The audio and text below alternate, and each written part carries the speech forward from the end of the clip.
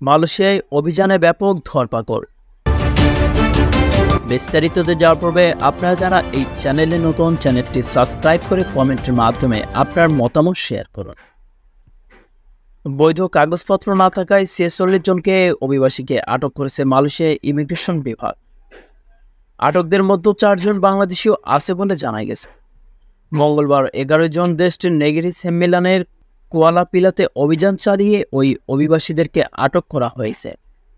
Negeri সেম্মেলান ইমিগ্রেশনের প্রধান কেনিত তান আই কিয়াং বলছেন, সোমবার ১০ জন রাত ৯টা থেকে মঙ্গলবার ১১ জন রাত ২টার মধ্যে পরিচালিত দুটি অভিযানে তাদের আটক করা হয়।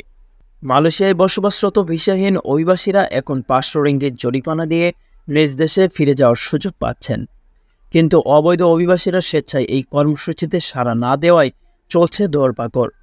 অভিযানে প্রায় আটক হচ্ছেন বাংলাদেশি অসংখ্য অভিবাসী। সংবাদের এ পর্যন্তই। পরবর্তী নিউজ আপডেট পেতে আমাদের সাথেই থাকুন। ধন্যবাদ।